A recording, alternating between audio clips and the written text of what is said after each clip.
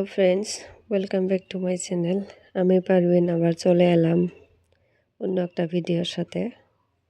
গ্রামীণ পদ্ধতিতে রান্না করছি হাঁসের মাংস।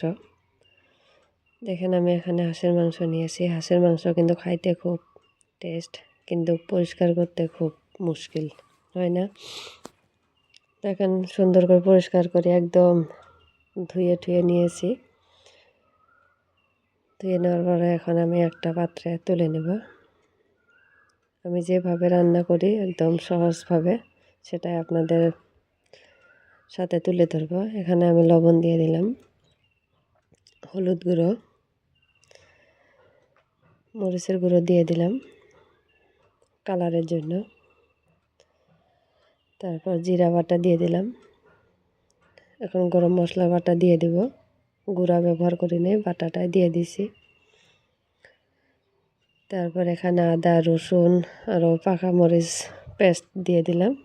এখন একটু তেল দিয়ে মাংসটা ভালো করে মাখিয়ে নেব। মাংস কিন্তু হাততে মাখলেও কিন্তু অন্যরকম একটা স্বাদ আসে।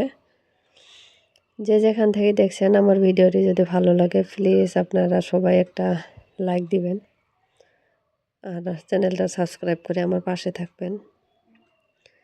কিছু সময় আমি ঢাকা দিয়ে রেখে দিলাম। একটা কড়াই বসে দিলাম, এখানে তেল দিয়ে দিলাম। তেলটা গরম হলে এখানে আমি পেঁয়াজ দিয়ে দিব। পেঁয়াজটা সুন্দর করে ভেজে নিব। অনেকে অনেক ধরনের রান্না করে, আমরা গ্রামে এরকম করে রান্না করা হয়। এখন ম্যারিনেট করে রাখা মাংসটা দিয়ে দিব। এখন আমি এই মাংসটা সুন্দর করে কিন্তু আমি একদম লো ফ্লেমে খুব ভালো করে কষিয়ে নিব খুব সুন্দর করে। এখানেও কিন্তু একটা স্বাদ হয়। তারপর আমি ঢাকা দিয়ে দিব। হাঁসের মাংসটা লো ফ্লেমেতে রান্নলে বেশি ভালো হয়।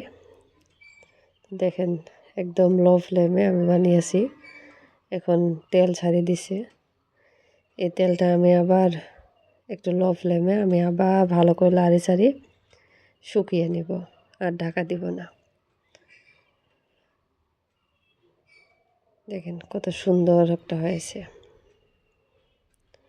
এখন আমি এখানে গরম জল দিয়ে দিব। আপনাদের সবাইকে একটা রিকোয়েস্ট করি, প্লিজ সবাই আমাকে সাপোর্ট করবেন। আমার কমেন্ট ধরে আপনারা চলে আসবেন, আমিও আপনাদের কমেন্ট ধরে চলে যাব আপনাদের পরিবারের। তখন আমি জলটা দিয়ে দিলাম, আর একটু দিয়ে দিব, দিয়ে একবারে ভালো করে লাড়ি চাড়ি আবারও ঢাকা দিয়ে দেব একবারে।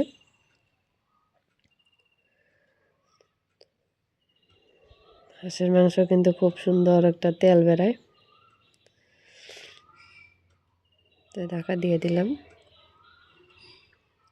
আমার মাংসটা কিন্তু হয়ে গেছে। এখন একটু হাই ফ্লেমে মাংসটা লাড়াচাড়া করব করে, আর এই যে আমার কমপ্লিট মাংসটা রেডি। তো আজকের ভিডিও আমি এখানে শেষ করব। পরবর্তী ভিডিওর জন্য আবার চলে আসবো অন্য একটা ভিডিওর সাথে। আপনারা সবাই ভালো থাকবেন, সুস্থ থাকবেন। সবাই আমার চ্যানেলটাকে সাপোর্ট করবেন। আপনাদের সাপোর্টে আমি যাতে এগিয়ে যেতে পারি। আমার মাংসটা রান্না কীরকম হয়েছে আপনারা কমেন্ট করে জানাবেন। Bye bye.